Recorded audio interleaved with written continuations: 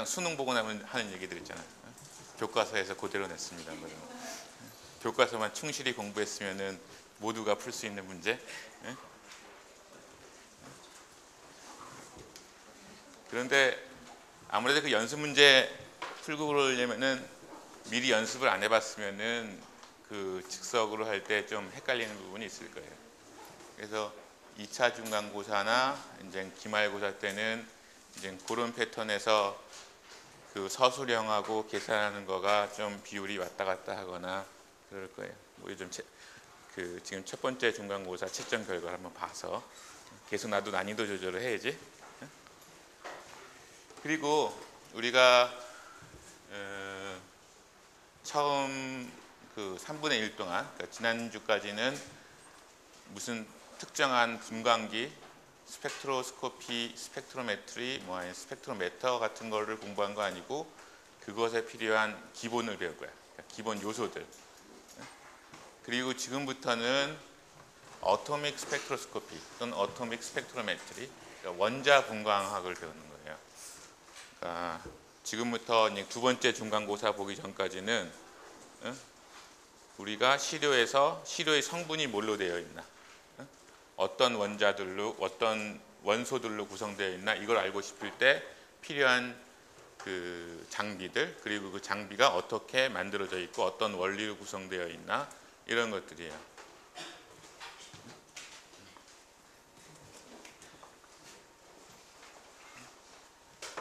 그래서 이번 챕터는 8장 Introduction to Optical Atomic Spectroscopy인데, 실제로 두 번째 중간고사 보기 전까지가 이런 내용이거든요. 사실 엑스레이도 그 빛을 가지고 하는 거니까.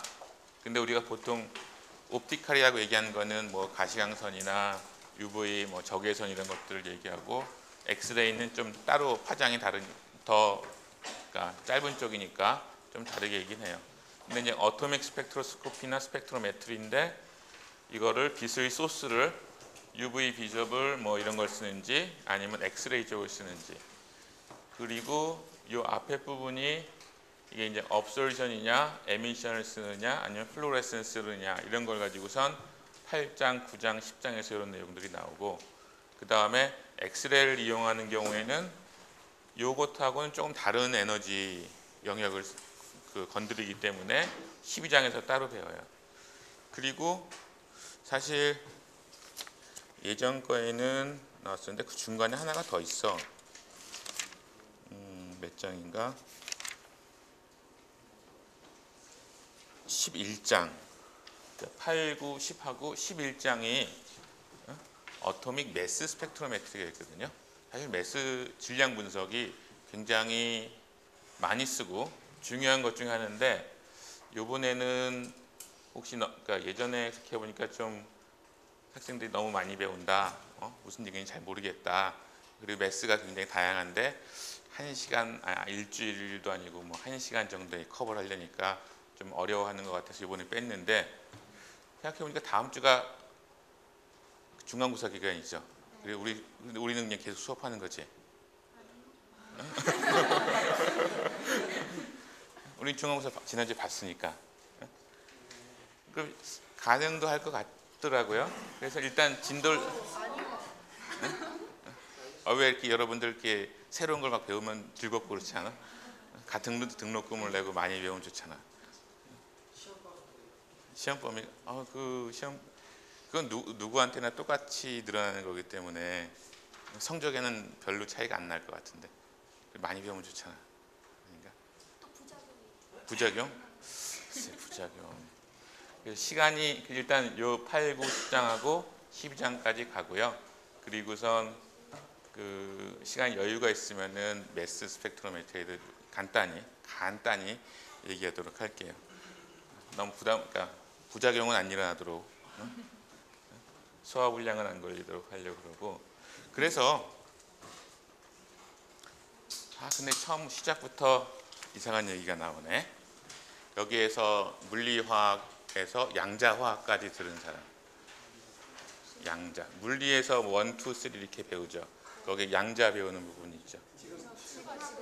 아, 그래요? 그러면 양자수 이런 것들 배웠나요? 잘 몰라? 벌써 학기가 반이 지나갔는데 보통 이거 배웠을 것 같은데. 예? 양자수에는 뭐 4가지 양자수가 있다 뭐 이런 거 배우잖아요. 일반학 때도 배울 거야 아마. 주양자수, 뭐 스핀 양자수, 그 다음에 뭐 오비탈 양자수, 뭐 그 다음에 마그네틱인가, 뭐 S, 그러니까 N, L, M, S 뭐 이런 것들 배우잖아. 그게 여기 나오네, 책에. 그러니까 여기 여러분들 책에 216페이지, 217페이지 보세요. 그럼 뭔가 되게 복잡한 게 그림들이 있어. 지난번까지는 이렇게 복잡하지 않고 그냥 에너지 레벨 한 2억 개 있고, 그리고 많이 있더라도 좀 규칙적으로 일렉트로닉, 바이브레이셔널, 로테이셔널 이렇게 있다고 그랬었죠. 근데 이제 현실 세계로 들어가면 이거는 소디움 어톰이에요. 그러니까 Na, 소디움이고, 그리고 얘는 마그네슘 이온이에요. 소디움하고 마그네슘, 얘하고 얘가 뭐 다른 점은 뭐고 비슷한 점은 뭘까? 응? 전자수는 얘네들이 같을 거야. 그렇죠?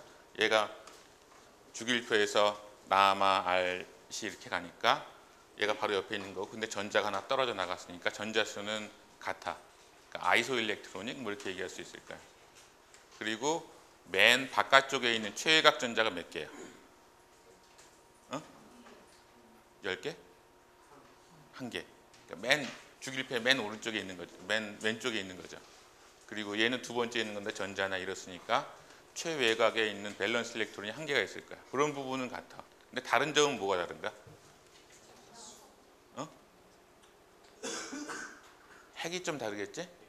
핵에 있는 중성자 수는 아마 같을 거야. 근데 양성자가 하나가 더 많아서 얘가 그 소디움 어톰이랑 마그네슘 아연이랑 다른 성질이 생길 거야. 예전에 한번 그런 얘기 했을 거야. 여러분들이 다 뭐 비슷한 원자 분자로 이루어졌는데도 다 다른 캐릭터가 됐듯이 얘네들도 결국은 양성자, 중성자, 전자 이런 애들로 구성되어 있는데 다 다른 성질을 낸다.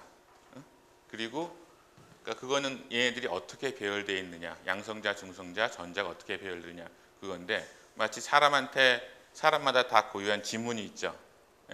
지문이 있듯이 이런 원자든 이온이든 아니면 얘가 뭐 소디움이 전자를 하나 더 잃어서 어떻게 되든, 아니면 마그네슘이 이온이 아니라 마그네슘 원자든, 얘네들은 다 서로 조금씩 다른 특성을 가지고 있고 그게 어떤 지문 같은 그 형태로 나타날 거예요. 이게 그런 부분이에요.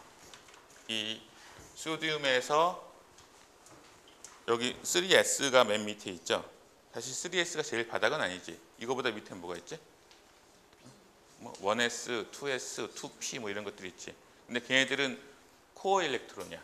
그러니까 여기 핵이 있으면은 여기에 우리 뭐 중고등학교 때 배운 거 보면은 뭐 KLM 뭐 이러면서 뭐 1S, 뭐 2S, 뭐 2P 뭐 이렇게 나가면서 뭐 3S 이렇게 가면은, 사실 P 같은 경우에는 서큘러하지 않으니까 좀 그렇지만은, 이 안에 있는 전자들 말고 안에는 가득 차 있잖아. 그리고선 요 최외곽에 해당하는 3S, 뭐 3P 이런 것들은 요 그 세 번째 층에, 그러니까 최외곽 그 전자 레벨에 전자가 하나만 이렇게 돌아다니고 있는 거야. 그러니까 고기만 요 부분만 에너지를 이렇게 확대해서 보여준 게 이 그림이에요. 그러니까 그 이후지. 3S, 3P, 그다음에 4S, 4P, 5S, 5P. 그러니까 이렇게 오비탈들이 있고 여기 전자가 하나가 차 있는 거야. 마그네슘 같은 경우, 마그네슘 이온 Mg 플러스인 경우 봅시다. 아이소일렉트로닉이기 때문에 얘도 3S가 있고 얘도 있고 3P, 3P 그 다음에 3D, 3D 그 다음에 4S, 4P, 4P 그 다음에 위에 더 있을 거야. 같은 에너지 그 레벨들은 있는데 걔네들이 높이가 좀 틀리죠. 그러니까 아마 소디움하고 소디움 어텀이랑 마그네슘 이온이랑은 일렉트로닉 어떤 스트럭처 같은 건 비슷한데 얘네들 사이 갭이 틀릴 거야.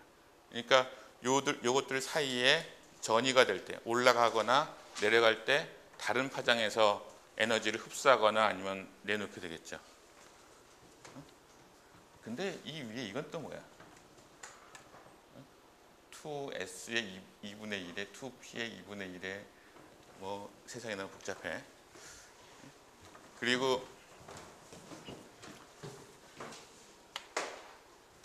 요건 뭔가? 그 옆에 있는 그림인데요. 피겨 8-2 보면은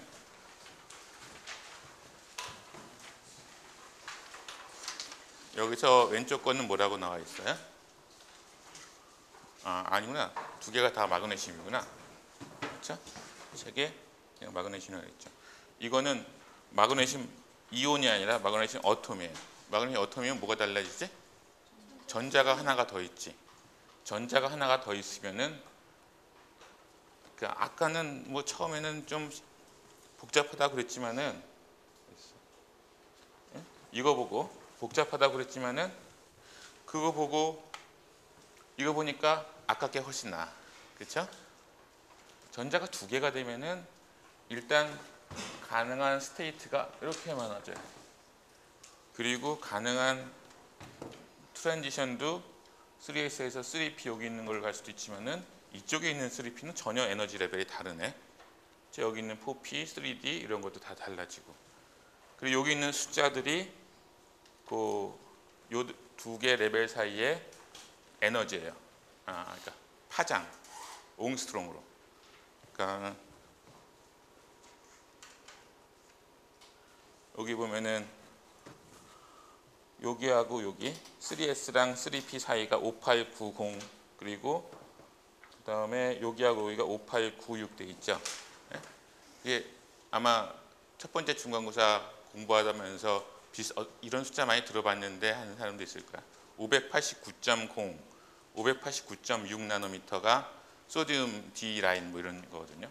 그러니까 여기서 빛이 나오면은 589 나노나 하고 589.6 나노의 그 플로레센스나 에미션이 나오는 거고 여기 뭐 819.5 그다음에 여기 568.8도 있고 뭐 이런 숫자들이 결국은 가능한 트랜지션들이에요.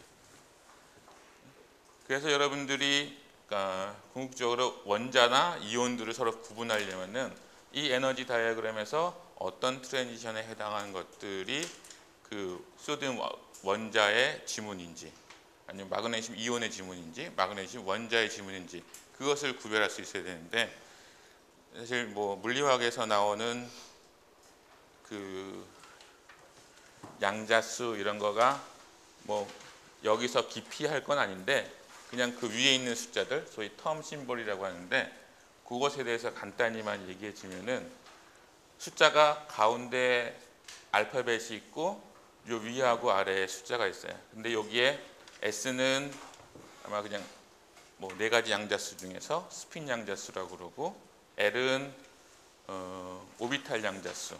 그러니까 오비탈이 S 오비탈이면은 0이 되고 P 오비탈이면 1이고 그래서 S, P, D, F, G 뭐 이렇게 가면서 이게 0, 1, 2, 3, 4. 그러니까 만약에 뭐 3S 오비탈이다 그러면은 이 값이 그 0에 해당하는 거고 그 다음에 J 같은 경우에는 S하고 L을 합친 건데 그러니까 만약에 2분의 1하고 1이다 그러면은 뭐 2분의 3이 된다든가 그렇게 되는 거고 그 다음에 여기에 그냥 S라고 안 써 있고 2S 플러스 1이라고 써 있는 거가 여기서 보면은 스핀 멀티플리시티 얼마나 다양한 상태로 존재하는가. 그래서 예전에 내가 여러 번 이거 모르나요? 그러면서 싱글렛, 트리플렛 이런 얘기 한 적 있었죠. 그래서 내가 이거 배웠을 것 같은데라고 생각했던 부분이 여기에. 여기는 전자가 하나 있잖아요. 그렇죠? 전자가 하나 있고 그 다음에 여기는 s 오비탈인 경우만 있을 경우에는 가운데 s가 되는 거, 대문자 s가 되고 p, d 이렇게 가는데 전자가 하나만 있을 때 2s 플러스 1이 그러니까 전자가 그때 뭐 업으로 돼 있든가 다운으로 돼 있든가 그러니까 플러스 2분의 1이든가 마이너스 2분의 1이든가 이렇게 전자가 있는 경우는 이렇게 둘 중에 하나겠지. 그걸 보고선 만약에 이제 2s 플러스 1이라고 하면 그러니까 두 개를 잠깐만요. 2s 2분의 1 곱하기 2를 하면 1이고 그 다음에 플러스 1을 하면 2가 되는 거죠. 그리고 만약에 지우개도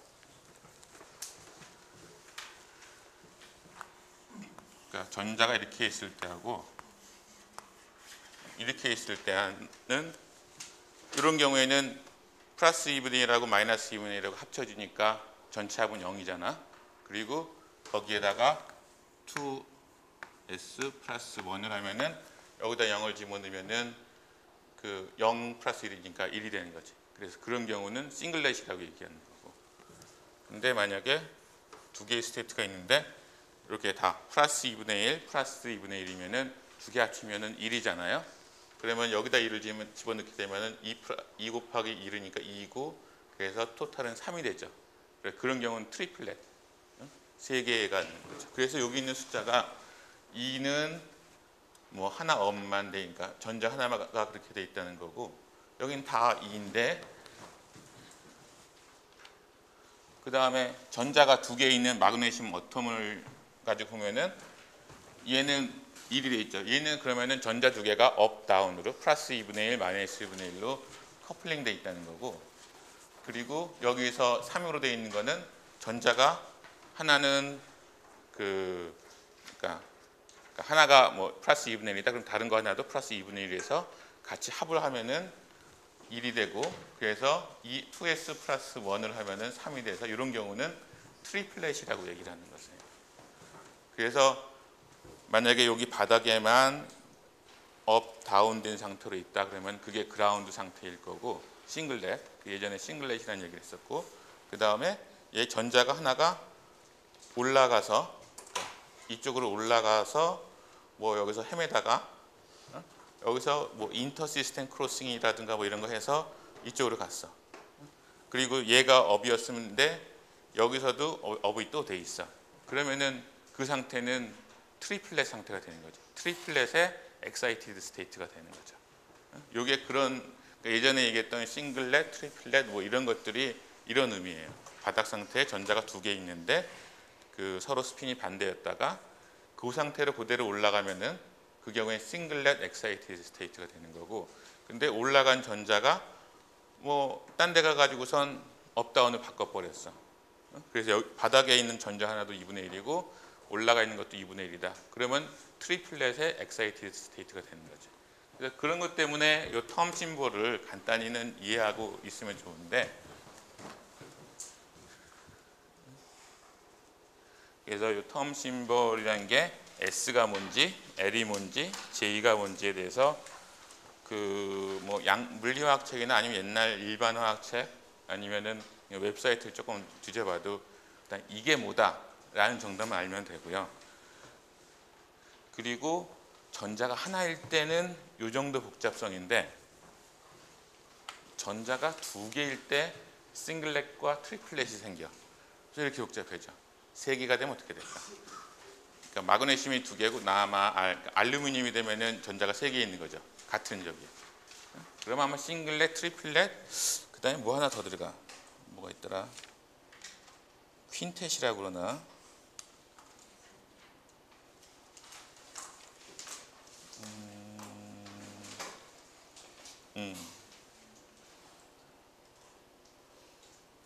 217페이지에 왼쪽에 맨 아래 정도 보면은 as the number of electron outside the closed shell become larger, the energy level diagram become increasingly complex.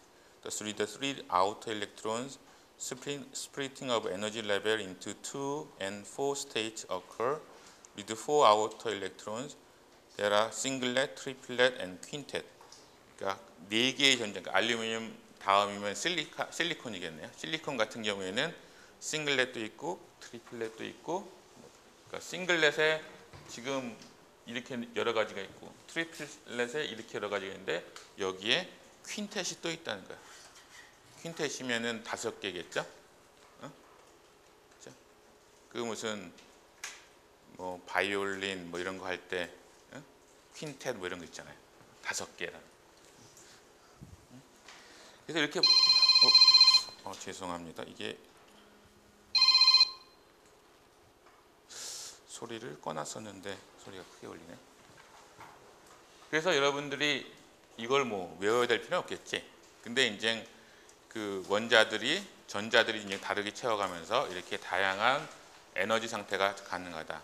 그리고 우리가 측정하는 어토믹 에미션 아니면 어토믹 업솔전 이런 걸 측정할 때는 요 사이에 트랜지션들을 찾는 거다. 그래서 어떠한 뭐 소디움이 598점 아까 숫자를 잘 못 외요. 589.0에서 나왔다. 그럼 그게 3P에서 3S로 떨어진 요 에너지 트랜지션이구나. 요 정도는 찾을 수가 있어야 된다는 거죠. 만약에 이런 데이터가 있으면은. 그래서 그것이 소위 어토믹 업솔션이나 어토믹 에미션 또는 어토믹 플로레센스를 할 때 그 필요한 기본 지식일 거고, 요건 아까 얘기했던 것처럼 싱글렛 그라운드 스테이트에 있다가 그대로 올라가면은 이제 싱글렛 엑사이티가 되는 거고, 올라간 거가 저쪽 옆에 있는 트리플렛 상태로 넘어가면, 그러니까 다운이 업으로 바뀌면은 트리플렛 엑사이티드 스테이트가 되는 거죠. 그래서 이런 것들 정도 알면 되고.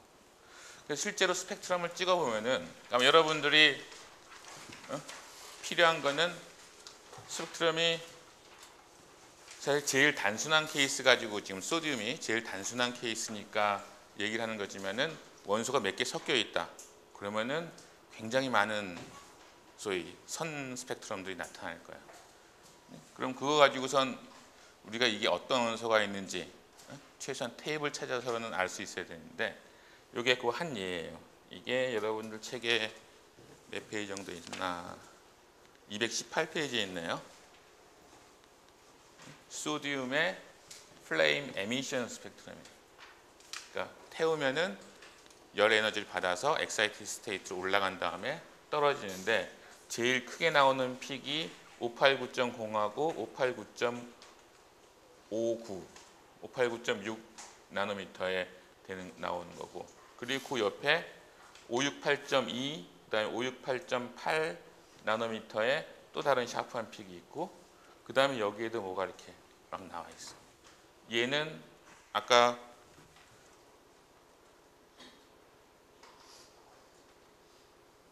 이 그림에서 어디에 해당하죠? 아까 얘기했듯이 여기하고 여기 에너지 차이가 5890하고 589.6이니까, 그리고 에미션이라고 했으니까 3P에서 3S로 떨어지는 거구나. 이렇게 픽을 어사인할 수 있겠지.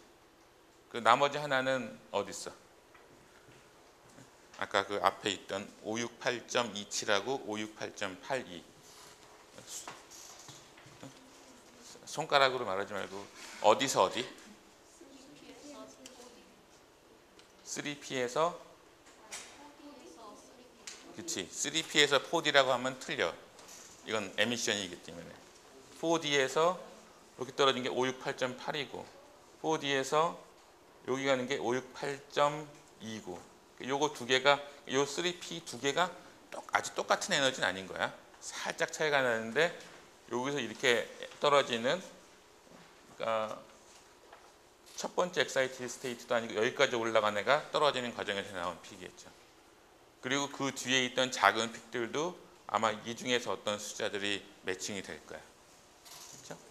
그럼 만약에 마그네슘 이온을 가지고 이온에 대한 에미션 스펙트럼을 봤다. 그러면 어디서 나타날까요?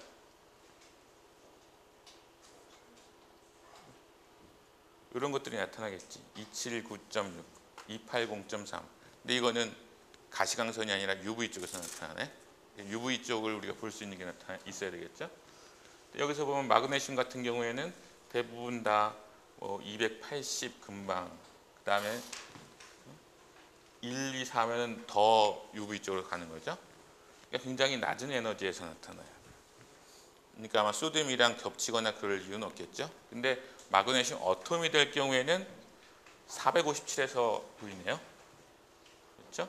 여기 뭐 518 이런 것에서 552 이런 여러 가지 경우의 수가 있겠죠. 근데 이제 각각의 에미션 트랜지션이 얼마만큼 세게 나올지 그거는 그 다음에 생각할 문제야. 그러니까 이게 여기서 가능한 트랜지션이 있지만 얘가 굉장히 약할 수도 있잖아요. 그러니까 그런 경우도 있으니까 그건 그 이후에 고려해야 될 부분이고. 그래서 아마 지난번에 예전에 전체적으로 얘기할 때는 이런 스펙트럼이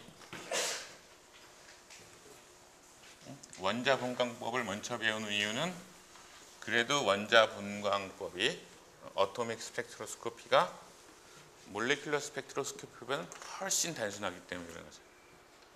아까 그런 그림이 있지만은 분자에 대해서는 그리기도 힘들 거야. 너무 촘촘하게 많이 있으니까. 바이브레이셔널, 로테이셔널까지 다 하면. 그리고 몰레큘러 스펙트로스코피하고 어토믹 스펙트로스코피하고 스펙트럼을 딱 보면 제일 큰 차이가 뭐라고 그랬지? 딱 보면서 이게 어토믹 에미션인지, 그러니까 바이브레이셔널이나 이런 것, 로테이션 이런 것들이 있고 없고에 따라서 픽의 모양이 어떻게 달라져? 복잡해지거나 아니면은 어토믹에서는 우리가 라인 스펙트라라고 얘기를 했었고, 그다음에 몰레큘러에서는 뭐 컨티뉴어스 스펙트라라고 했었죠. 그래서 라인 스펙트라라고 했는데 그건 다 상대적인 개념인 것 같아. 여기서 이거를 옹스트롱 단위로 5200, 5600 뭐 이렇게 해서 보니까 뭐 지금 이 상태에서는 그렇게 라인 스펙트럼 같아 보이지 않네. 요것들은 조금 샤프해 보이긴 하는데, 그래서 이런 경우에 여러분들이 그 다음에 어토믹 스펙트로스코피, 실질적으로 스펙트로스코피를 알기 위해서 알아야 하는 거가, 소위 선 스펙트럼은 아주 이상적인, 굉장히 이상적인 경우의 얘기고, 실제로는 어토믹 그 에미션이나 업소션 같은 경우에도 라인 브로드닝이 생겨요. 그러니까 픽이 브로드하게 넓어진다는 거죠. 그리고 그 원인이 여러 가지가 있는데 일단 제일 기본적인 것부터 얘기해 봅시다. 불확정성의 원리, 하이젠베르그의 뭐 불확정성의 원리 이건데, 그거는 우리가 어쩔 수 없는 거잖아. 그렇죠? 우리가 어쩔 수 없다고 옛날에 하이젠베르그나 뭐 아인슈타인 이런 아저씨들이 말했죠. 근데 이 이펙트가 얼마나 되는지는 알아야 돼. 그 다음에 도플러 이펙트는 혹시 기억나요? 도플러 이펙트도 일반화학 정도 배우는 것 같은데. 그러면은 그러니까 미치는 영향이 픽의 그 위드스, 보통 픽의 위드스를 얘기할 때는 제일 높은 위치에서 중간 하이트, 중간 높이를 찝은 다음에 거기서 얼마나 선폭이 넓으냐, 요것을 라인 위드스 또는 책에 보면 뭐 이펙티브 라인 위드스 이렇게 기준하는데, 요게 얼마나 넓어지느냐는 미치는 영향 요인들이 뭐 이런 것들이 있어요. 그래서 이거부터 얘기할까? 요거는 뭐 자세히 얘기하는 것보다 220페이지 보면은 이그젬플 뭐 8-1이 있고 거기에서 여러 가지 얘기하는데, 뭐 거기서 불확정성 원리 때문에 픽 브로딩이 생긴다고 계산해 본 거 있어요.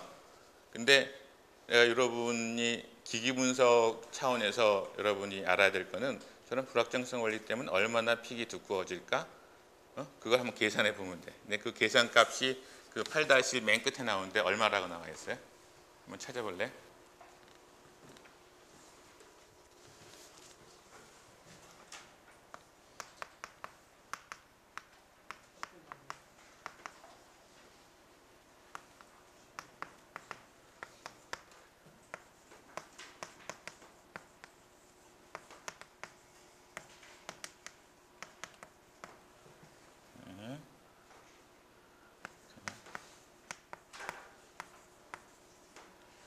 10-5승 나노미터 또는 10-4승 옹스트롱.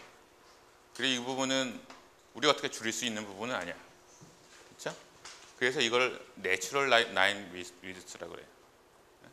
우리가 아마 모든 요인들을 다 컨트롤해서 줄인다면은 이렇게 갈 거야. 근데 10-4승 옹스트롱, 10-5승 나노미터는 0.0, 그러니까 원자하고 원자 사이가 뭐 옹스트롱 1, 2옹스트롱 정도 되잖아요. 그것의 10,000분의 1 정도니까 그건 사실 그만큼 레졸루션을 만들기도 쉽지 않겠지. 그래서 아예 처음에는 아주 이상적인 경우가 이런 라인 위드스, 내추럴 라인 위드스를 가지고 있다고 생각하면 돼요. 그 다음에 도플러 이펙트는 뭔가? 도플러 이펙트는 고등학교 때도 배우는 건데? 아닌가? 교육과정이 바뀌었나? 여러분들 책의 221페이지, 여긴 안 나와, 나 그림을 안 넣어놨구나. 221페이지에 그 페이지가 별 의미가 없는 책들이 많이 있죠. 그 그림 8-7. 도플러 이펙트가 그거잖아요. 그 기차역에서 기차가 빵 하면서 오는데 나한테 막 다가올 때는 소리가 점점 그 막 귀가 아프게 되다가 지나고 나면 또 그 소리가 달라지잖아. 그게 왜 그러는 거예요? 나는 가만히 있는데 그리고 그 아마 기차에서 내는 경적 소리도 똑같은 소리일 텐데 얘가 나한테 다가올 때하고 멀어질 때하고 소리가 다르게 들려. 그건 그냥 환청인가? 환청이 아니라 이거는 실질적으로 이유가 있는 거예요. 음파가 나한테 올 때 거기에 플러스 기차의 속도가 더해지잖아.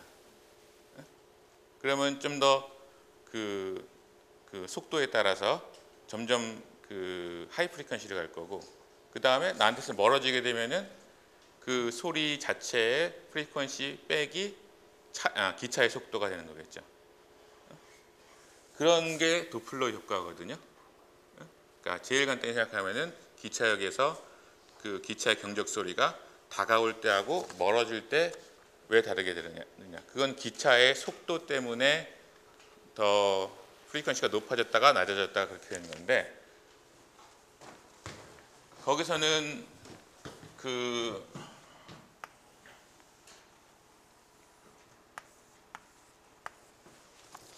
경우에는 음파니까 기차의 속도 정도로 컨트롤이 가능한데, 어토믹 스펙트로스코피, 원자 분광법이라는 것은 뭐 좀 이따 다시 나오겠지만은 시료를 다 태우거나 그래서 일단 원자화를 해야 돼. 원자로 되어 있는 기체로 만들어줘야 돼요. 그러니까 여기에서 이렇게 막 뿜어져. 시료가 원래는 액체로 있는 액체나 뭐 고체로 있는 거가 여기서 이제 여러 개의, 만약에 소듐이라고 그러면은 불꽃 안에서 원자화가 되면서 태우니까 다양한 형태의 원자들이 이 안에 있는 거예요. 그러면서 뜨거우니까 얘네들이 바닥 상태에서 여기 상태로 올라가죠. 그리고 올라간 상태에서 좀 있으면 다시 떨어지지. 떨어지면서 빛을 내잖아. 그리고 그 나오는 빛, 그러니까 여기서 방향은 뭐 모든 방향으로 빛이 나가겠지만은 우리가 디텍터 같은 경우에는 이쪽에 한쪽 방향에 놔두고선 여기서 오는 빛을 받는 거잖아. 근데 생각을 해보면은 이 안에 원자들이 되게 많은데 원자들이 여기에서 디텍터 쪽으로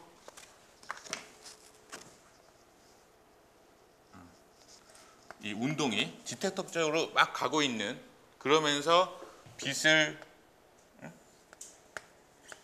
내는 이런 애가 있을 거고, 이게 또 어떤 애는 이 안에 있는 원자는 모든 방향으로 움직이니까 반대 방향으로 이렇게 가면서 색깔 좀 다르게 쓰는 게 낫겠다. 그러면서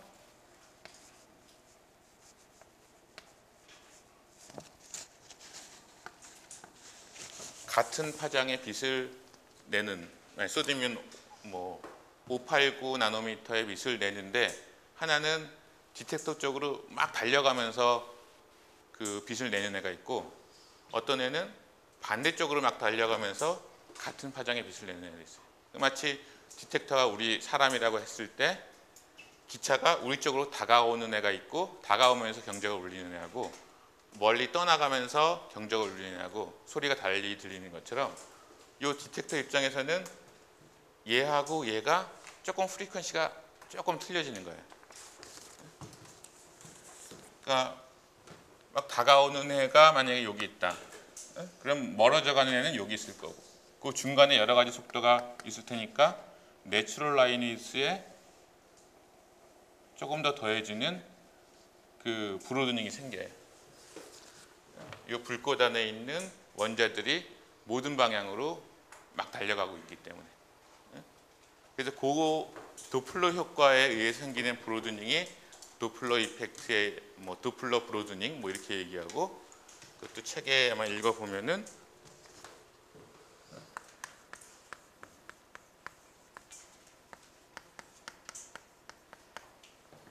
도플러 이펙트 같은 경우에는 약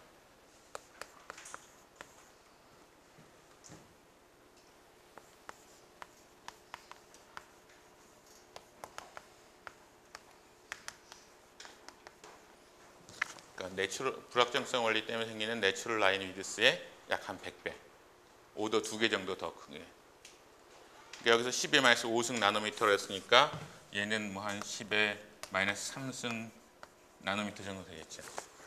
그러면 0.01 옹스트롱, 0.01 옹스트롱이면은 아주 좋은 괜찮은 그 분광기, 괜찮은 그 웨이브랭스 셀렉터, 뭐 그레이팅 뭐 이런 거 가지고 하면은 구별이 될 수도 있을 거야. 그러면은 그러니까 도플러 이펙트가 항상 있으니까 사실 내추럴 라인 위드스를 보기란 뭐 거의 불가능하겠지.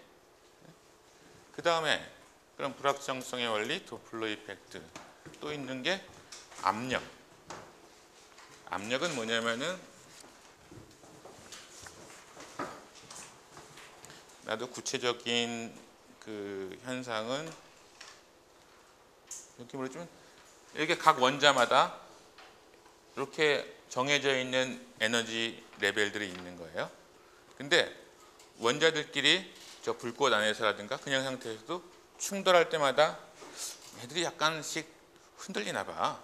그래서 충돌할 때마다 그 실제 에너지에서 약간씩 벗어나는 그런 값들이 생기는 거예요. 생긴다고 해요. 그래서 그게 프레서 브로드닝이라고 하는데, 그럼 이거 같은 경우에는 충돌이 많을수록, 그러니까 압력이 높아질수록 이 프레서 브로드닝은 커지게 되는 거예요.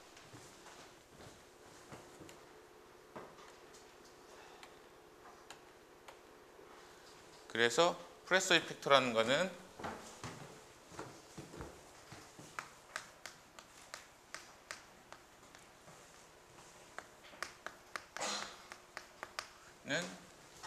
내추럴 라인 위드스의 몇 배?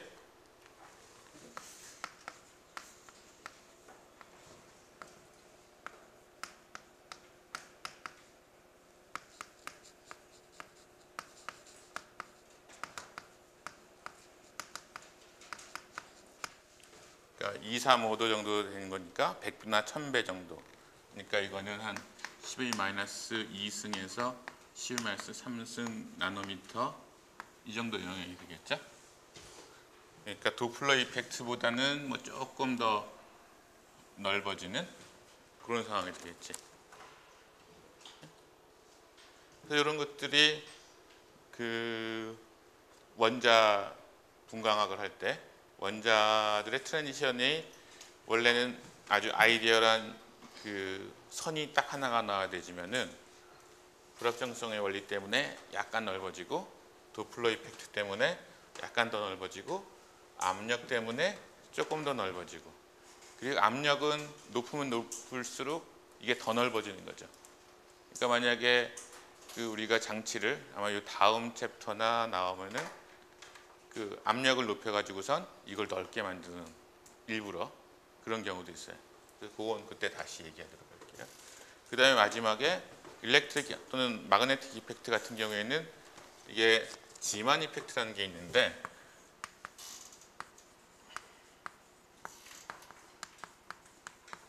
이거는 이 다음 챕터에서 다시 자세히 얘기할 거예요. 어토믹 업솔루션 얘기하면서 다시 한번 얘기를 할 거예요.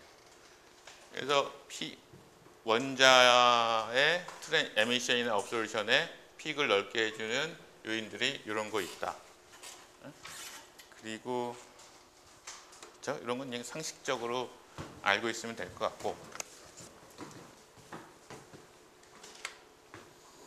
그 다음에 알아야 될 거가 온도.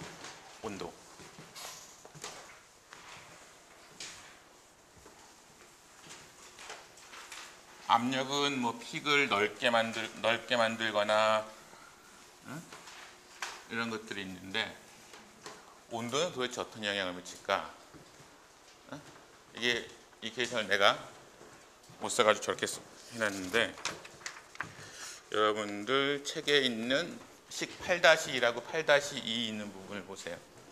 영어 책으로는 221페이지 밑에 부분에 있는데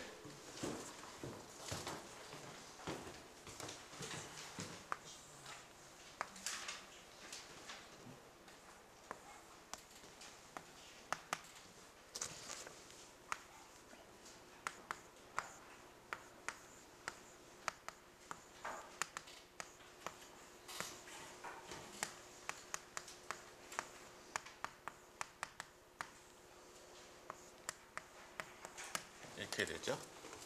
이런 식이 써있죠. 이게 뭐에 대한 얘기인가? 거기에 있는 설명을 한번 읽어보면은 N0는 바닥 상태에 있는 전자의 수, 그 다음에 NJ는 그러니까 뭐 J라는 레벨, 뭐 여기서 S1인데 여기서 excited state에 있는 전자의 수. 그러니까 요거 두 개의 B가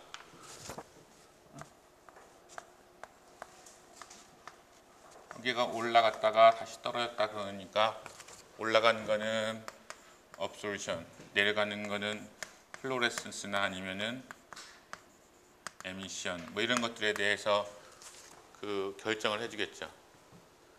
그리고 요 EJ는 요거 두 개 사이의 에너지 차이. 그러니까 아까 말한 것처럼 소디움 D 라인이다. 그럼 5890 옹스트롱이죠. 그럼 5890 옹스트롱에 해당하는 에너지.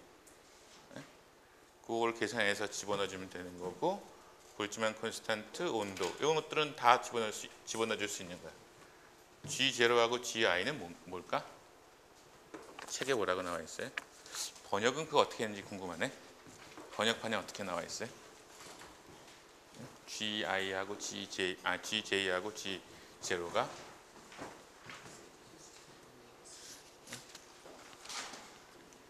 영어 책에는 statistical factor called statistical weight determined by the number of states having equal energy and equal quantum level.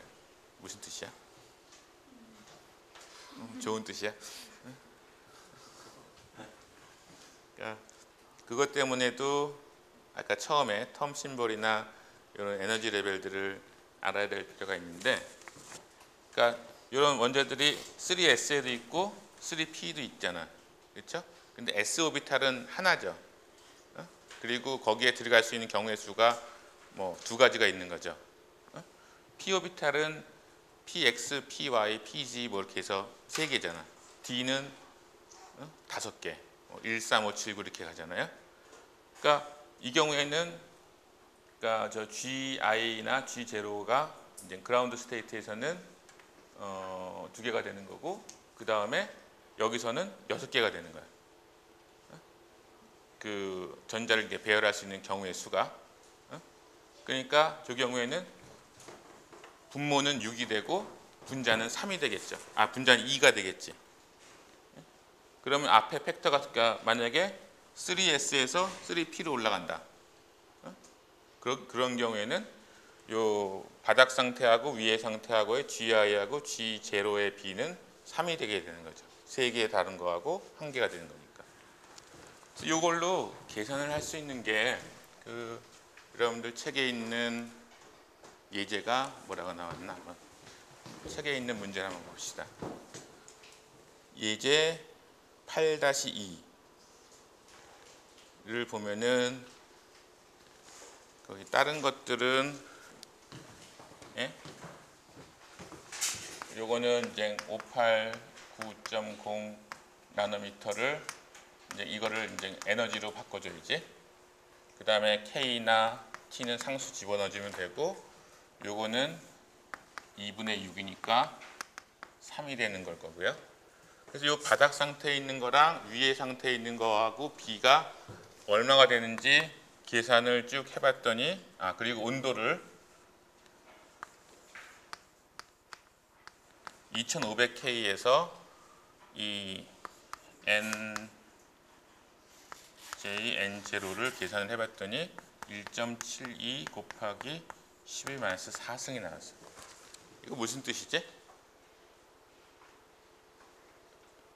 3S하고 3P 사이에 이렇게 트랜지션이 나는데 그 바닥상 2500도는 상당히 따뜻한 거지? 응? 그런데 바닥이 100개가 있다 그러면은 위에는 0.017이, 바닥이 10,000개가 있다 그러면은 한 개 1.7개가 위에 있다는 거예요. 그러니까 굉장히 무시할 만큼 작은 원자가 여기 상태에 올라가 있는데 2500도씨까지 올린다고 하더라도 그리고 그 문제에서 보면은 2510도를 더 올렸어. 그러면 계산한 값이 얼마가 나와 있나요? 1.79 곱하기 11-4승.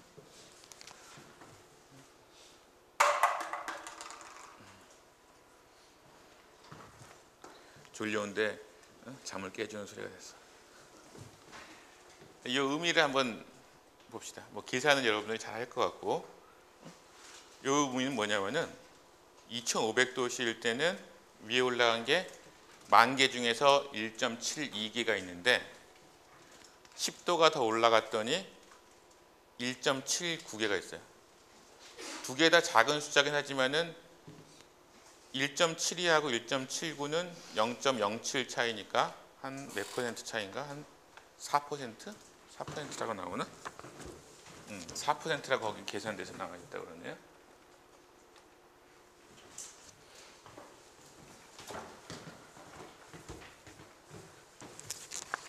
그러니까 얘하고 차이는 4% 차이야. 이 얘기는 거꾸로 얘기하면은 만약에 우리가 어토믹 업솔루션을 본다. 그리고 2500도까지 가열을 해서 얘네들이 얼마큼 올라가나, 이거를 보면은 만약에 온도가 2500도에서 플러스 마이너스 10도가 왔다 갔다 한다. 2490도하고 2510도하고 왔다 갔다 한다 그러면은 플러스 마이너스 4%만큼 시그널이 왔다 갔다 하는 거예요. 그러니까 2510도가 되면은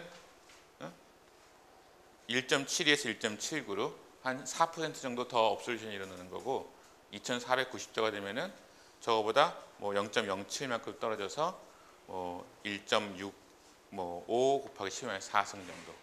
그러니까 시그널 굉장히 높은 온도에서 했는데도 온도가 살짝만 왔다 갔다 해도 에러가 커진다는 얘기죠. 4%가 플러스 마이너스로 간다면 사실 10도 변하는 거 말고 뭐 하다 보면은 불꽃의 온도를 10도로 컨트롤하기 쉽겠어요? 만약에 한 50도 정도 차이가 난다고 그래봐. 그러면 이 에러의 범위는 굉장히 커지겠죠. 그래서 여기서 얘기하는 거가 이런 온도의 영향이라는 거가 온도가 올라감에 따라서 그라운드 바닥 상태하고 여기 상태에 있는 그 원자의 수가 달라지는데, 업솔루션을 한다 그러면 10도만 변화한다고 해도 약 4%의 체인지를 만들어 준다는 거죠. 이 부분에다가 설명을 약간 헷갈리게 했네. 그러니까 그 부분을 다시 얘기할게요. 그러니까 이 부분에서 올라가 있는 원자가 1.7이고 1.79인데 그러면은 여기에서 굉장히 작은 숫자의 원자들이 올라가 있는 상태잖아요. 그러면 여기서 떨어지는 것들을 우리가 측정해야 되는 건데 에미션을 볼 때. 그런데 여기서 온도가 조금 더 올라가면은 떨어지는 거가 4%가 더 많아지고, 그리고 조금 온도가 내려가면은 떨어지는 게 4%가 줄어든다는 거죠. 그래서 내가 그 부분 어떻게 잘못 착각을 해서 잘못 말했는데, 그래서 에미션 인텐시티가 이렇게 편차가 많아지는 거예요. 근데 거꾸로 생각하면은 이 바닥 상태는 얼마큼 있는 거예요? 바닥 상태에는 99.9 이게 0.001인가? 99 뭐 8 뭐 이렇게 해야 되겠죠? 98인가? 그러니까 이 정도 숫자가 바닥에 있는데 얘가 그 빛을 받아서 올라가는 게 업솔션이죠. 내가 아까 약간 헷갈리게 말했네. 그러니까 빛을 주어서 바닥 상태에 올라가는데 이 바닥 상태에 있는 거는 2500도든 2510도든 이 뒤에 있는 숫자에서 바뀌는 거잖아. 그렇지? 그러니까 이 경우에는 2500도든 2510도든 2600도든 사실 그 차이가 거의 무시할 만큼 작은 거예요. 그래서 이 온도의 이펙트를 가지고선 이제 여기 상태에 있는 거랑 바닥 상태에 있는 걸 비교했을 때 에미션 스펙트럼, 일반적인 에미션 스펙트럼 같은 경우에는 그 이러한 온도 이펙트가 굉장히 크게 나타나요. 근데 업솔션 스펙트럼 같은 경우에는 이 바닥 상태에 워낙 많은 원자들이 있기 때문에 얘네들은 그 온도의 약간 차이에 의해서 거의 플럭추에이션이 없다고 생각을 해도 돼요. 그래서 같은 정도의 플럭추에이션은 only negligible change를 어토믹 업솔션에서는 만들어준다라고 얘기할 수 있는 거죠. 그래서 우리가 처음에는 어토믹 업솔션에 대해서 먼저 배우고 그 다음 챕터에서는 어토믹 에미션에 대해서 배우는데 이 문제, 온도가 조금 변하는 것에 따라서 에미션이 바뀌는 그 문제를 그 뒤에 챕터 10의 경우에는 해결하고 들어가는데 그 부분은 나중에 자세히 설명을 할 거예요. 근데 일단 이렇게 낮은 온도 2500 정도에서 업솔션이 에미션보다 이러한 장점이 있다. 그리고 그 장점은 온도에 따른 플럭추에이션의 차이라는 거죠. 지금 몇 시인가? 우리가 4시부터 시작했죠. 봅시다. 그래서 여러분들이 앞에 중간고사 보기 첫 번째 중간고사 보기 전까지 옵티컬 컴포넌트에 대해서 배웠죠. 옵티컬 컴포넌트에서 뭐 소스, 그 다음에 웨이브랭스 셀렉터, 머티리얼, 디텍터, 디텍터는 슬쩍 넘어갔지만은 그런 것들이 있는데 지금 얘기하는 부분은 이제 그 이전에 배운 옵티컬 컴포넌트에는 없고 그리고 어토믹 업솔션이나 에미션 스펙트로스코피에만 따로 알아야 되는 부분들이 그 부분이 뭐냐면은 처음에 샘플을 원자화 시켜야 된다는 거죠. 샘플을 액체가 됐든 고체가 됐든 얘네들을 그 뭐 스프레이로 뿌려서 그 다음에 걔네들을 태워서 원자화를 시켜야 되는데 그렇게 하는 제일 주요한 방법이 첫 번째는 불꽃으로 태우는 거고 그 다음에는 그 일렉트로 서머리니까 전기적으로 가열을 해서 그 증기화 시키는 거예요. 일렉트로 서멀 베이포라이제이션. 그 다음이 이제 인덕티블리 커플드 플라즈마 ICP라고 하는 거. 여기서부터는 이제 아까 말했던 에미션 얘기가 나오기 시작해요. 그다음에 DCP 같은 것도 플라즈마를 만드는 거고. 그러니까 이 플라즈마 정도로 만들게 되면은 아까 말했던 에미션에서의 그런 문제가 대부분 해결이 되거든요. 그 다음에 뭐 마이크로웨이브로 플라즈마를 만드는다든가. 그 다음에 여기도 또 다른 형태의 플라즈마를 만드는 거. 그다음에 아크, 스파크 있는데 업솔션에서는 요 위에 두 개를 주로 얘기해요. 여기서 보면은 온도가 1700도에서 한 3150도, 뭐 1200도에서 3000도. 이게 업솔션 스펙트로스코피가 요 온도 영역에서 주로 하고 그 다음에 그 밑에 이건 그냥 불꽃도 아니고 플라즈마를 만드는 곳은 온도가 레벨이 다르지. 4000에서 6000도. 이건 상당히 뜨거울 거야. 이런 온도에서 이 경우에는 ICP 업솔션을 한다기보다는 ICP 뭐 매스를 하거나 아니면 ICP 어토믹 에미션을 보긴 해요. 그래서 여기 두 개는 업솔션을 볼 때 주로 얘기를 하고, 요 밑에는 에미션 스펙트로스코피를 볼 때 얘기를 합니다. 뭐 이렇게 꼭 볼 필요 없을 거고, 한 요 정도부터.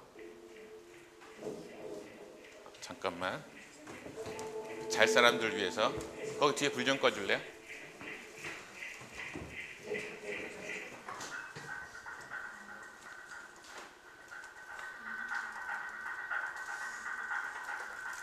샘플링을 해서 나중에 얘기하겠지만 일렉트로 서멀 베이퍼라이저가 저거예요. 처음에 태울 때하고 색깔이 다른 색깔이 나왔지? 빛이 샘플을 통과해서 가고 있어요. 샘플을 통과해서 나온 빛이 뭘 에미션이 있겠지? 여기가 어딜까? 여기가 뭐 하는 데일까? 웨이브랭스 셀렉터. 색깔이 무지개 색깔로 나오지? 그러면은 그 다음에 빛을 우리가 선택한 빛이 지금 초록색이네. 그걸 거울을 몇 개를 다 해서, 저거는 무슨 디텍터? 어레이로 하는 디텍터죠. 근데 우리가 원하는 시그널은 얘인데 다른 것도 많이 있어요. 그래서 백그라운드 커렉션을 저렇게 해준다. 그럼 제가 저 픽의 위치가 뭘까? 주기율표에서 탈륨이구나. 그리고 여러 가지 원소를 뭐 동시에 분석할 수 있다. 그래서 다시 한번 반복을.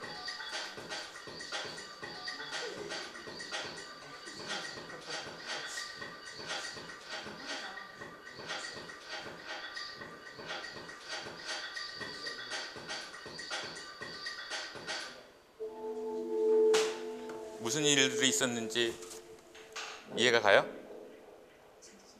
다시 한번. 여러분들이 배운 대부분의 그 옵티컬 인스트루먼트의 유닛들이 들어가 있어요. 샘플링 로봇. 네, 여기서 전기로 태우는 거예요.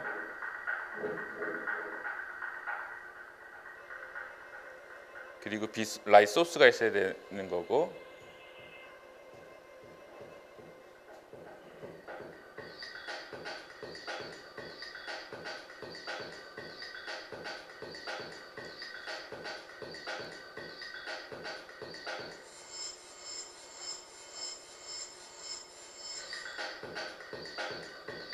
그 중에서 초록색을 선택했어.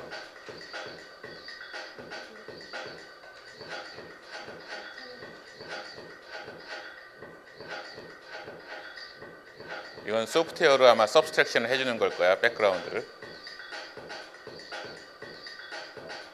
그 위치의 에너지가 탈륨의 어떤 트랜지션에 해당하는 거가 데이터베이스가 들어있겠죠.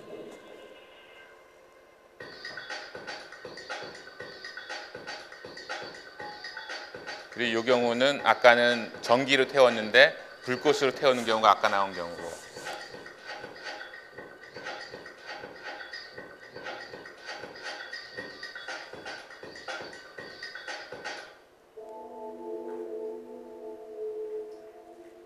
그래서 겉으로 보기에는 뭐 별거 하는 일 없는 것 같은 장비인데 안에서는 그런 일들이 일어나고 있다라는 거고.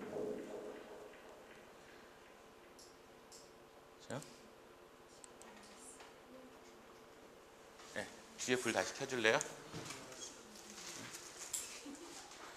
요즘은 사실 유튜브에 재밌는 게 너무 많아. 뭐 강의도 많이 있고 이런 동영상도. 근데 여러분들이 아까 그게 그냥 뭐 레이저가 왔다 갔다 하나 보다, 뭐 멋있네 색깔이, 이렇게 아는 것보다 저게 그레이팅을 지금 통과하고 있구나, 저게 지금 일렉트로 서멀 어널라이저를 통과하는 거구나, 마지막에 그 소프트웨어적으로 뭐 백그라운드 커렉션을 하는구나, 뭐 이런 것들에 대해서 그 지식을 좀 가지고 있으면은 훨씬 더 재미있어지지. 그래서 오늘 조금만 더 할 텐데요. 조금만 더 할 텐데 그 8장의 뒤에 부분에 뭐 다양한 얘기들이 나오긴 하는데 이제 뭐 여기 표도 있고 그러면서 네뷸라이제이션이 뭔가? 네뷸라 영어신데 네뷸라이제이션 뉴매틱 여기 P는 묵음이고 뉴매틱은 무슨 뜻이야?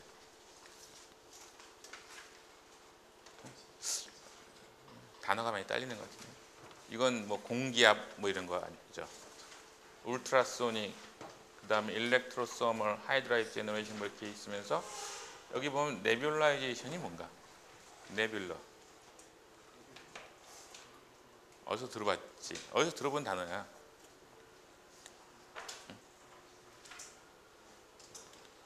아는데 얘기 안 하는 거지?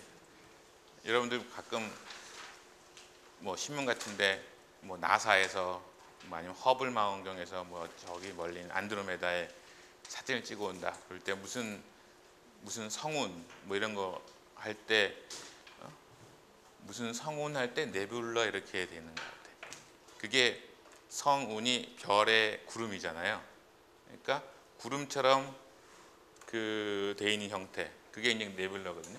그러니까 공기압이나 아니면은 뭐 초음파 이런 거 가지고선 액체로 있는 샘플을 스프레이로 하듯이 그러니까 굉장히 안개처럼 만들어주는 구름처럼 만들어주는 거가 이런 장치들이에요. 그러니까 일반적인 스펙트로메터에서는 없지. 근데 어토믹 에미션이나 어토믹 업소루션을 하려면은 액체 샘플을 구름처럼 이렇게 뿜어준 다음에 그 상태에서 원자화를 태워주든가 아니면 아까처럼 높은 온도로 그 전기로 가열해 주든가 그럴 것 같으니까 그래야 되니까 이런 솔루션 같은 경우에는 이렇게 구름처럼 만드는 게 필요하고 그 다음에 솔루션 아니고 고체인 경우에는 일렉트로소멀 베이퍼라이제이션 하는 거가 마치 흑연이라든가 그러니까 그 불꽃은 없어. 불꽃은 없고 그냥 정기적으로 굉장히 고온으로 가열을 해주는 거야. 그러면은 고체가 그냥 그 기화가 돼버려요. 그러니까 그 숯만 좀 남은 상태로 그게 굉장히 전기로 가열해서 베이퍼라이제이션 시키는 거고 그 다음에 뭐 하이드라이트 제너레이션 뭐 이런 등등등 여러 가지 방법이 있는데 요거는 요 다음에 어토믹 업소루션 그리고 어토믹 에미션 할 때 또 반복적으로 나와요. 그래서 그 부분은 그 구체적으로 얘기하면 되고 그래서 일반적인 케이스를 얘기하는 거가 여기 이 이제 챕터 9로 넘어가는 거야. 챕터 9의 첫 번째 그림을 보면은 좀 일반적인 얘기를 해요. 액체 시료가 있으면은 처음에는 구름으로 만들어야 돼. 안개처럼 만들어야 돼. 스프레이로. 네뷸라이제이션. 얘를 스프레이를 뿜듯이 해서 그냥 액체를 태운다고 해봐요. 불꽃에 넣는다. 불꽃에다가 액체를 부어. 그럼 불이 꺼지겠지? 굉장히 작게 그리고 균일하게 넣어줘야 된다. 그게 어떻게 보면 그 분석 결과의 재현성에 더 큰 영향을 미칠 수 있을 거예요. 그 다음에 디솔베이션은 여기에 있는 물 분자 같은 것들, 솔벤트를 날려버리는 거고, 그 다음에 그 진짜 이제 뭐 어떤 분자들의 덩어리가 아니라 그 분자의 기체가 되는 거고, 그 다음에 그것이 원자화가 다시 되는 거고, 그러니까 이런 여러 단계를 거쳐서 소위 원자가 되고 또는 이온이 돼서 각각에 대해서 아까처럼 빛을 쬐어주게 되면은 엑사이테이션이 돼서 업솔루션이 일어나거나 그 다음에 그러니까 각각 형태에서 에미션들이 여기 나오게 되는 거죠. 아이오닉 에미션, 그다음에 어토믹 에미션, 그다음에 몰레큘러 에미션들이 있는 거죠. 그러니까 이 뒤에 부분은 어떻게 보면은 이전에 배웠던 옵티컬 인스트루먼트, 옵티컬 컴포넌트에 나오는 부분들이 조금 특화되는 경우인데 이 앞에 거는 없잖아. 그렇죠?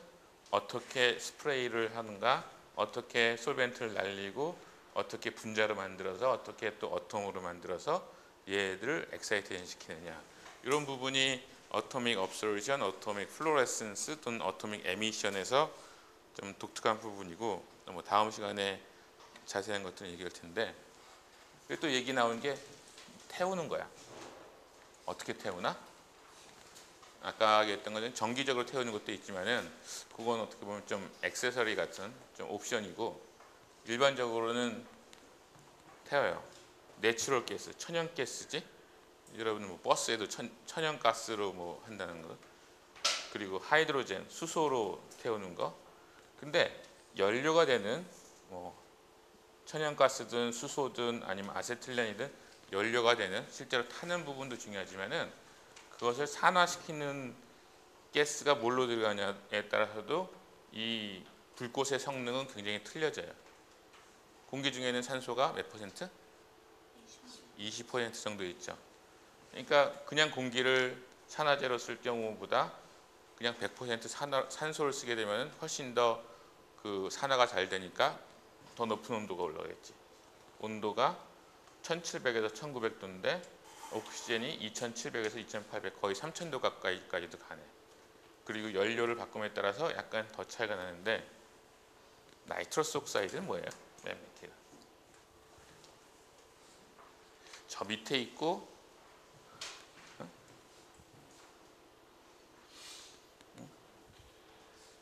예전에 몇 년 전인가? 하여튼 몇 년 전인가 기계 분석할 때 나이트러스 옥사이드 하니까 어떤 친구가 카트라이더 그러던데 그러니까 훨씬 더 산소보다도 좋은 산화제인 것 같아요. 아마 자동차에도 그거를 옥시던트를 쓰면은 그 파워가 훨씬 빡 증가하나 봐. 그래서 그런 옵션이 있나 봐요. 그래서 결국은 퓨얼을 어떻게 쓰느냐, 옥시던트를 어떻게 쓰느냐에 따라서 온도도 바뀌고 이런 건 우리가 그러니까 이런 테이블이 있다, 이런 조건들이 있다 하고 나중에 찾아 쓰면 되는 것들이죠. 그 다음에 이 부분까지만 할까요? 오늘은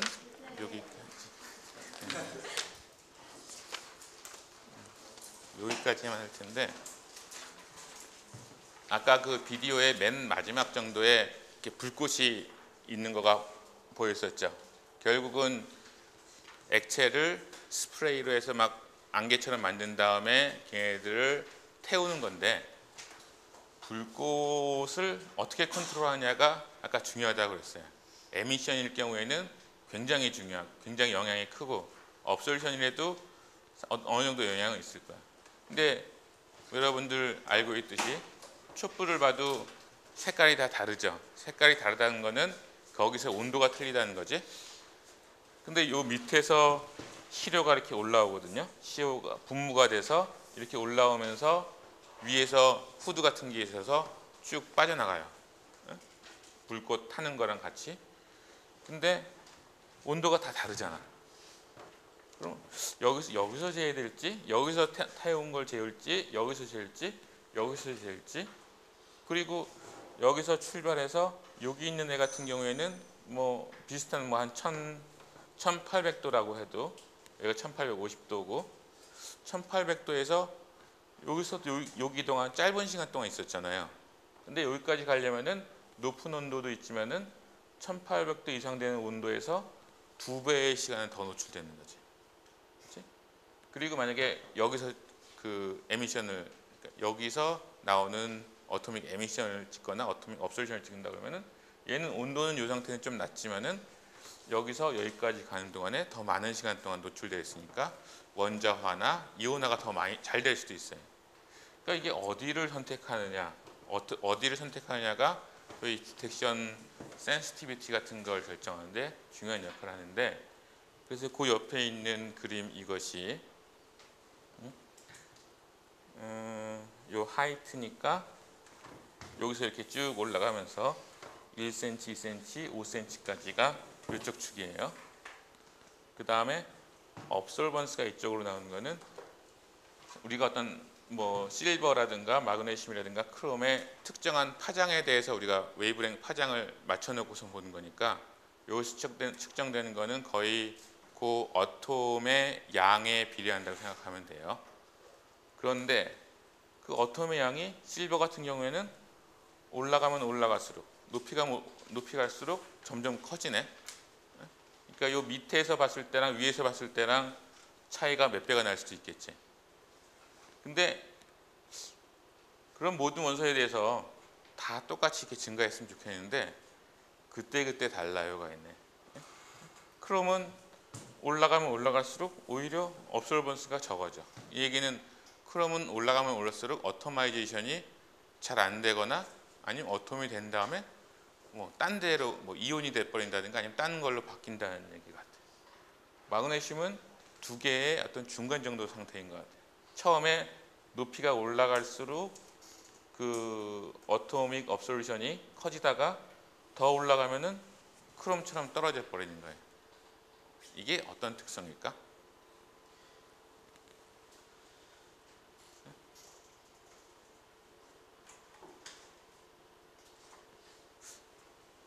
실버하고 크롬하고 다 중금속이긴 한데 어떻게 다른가?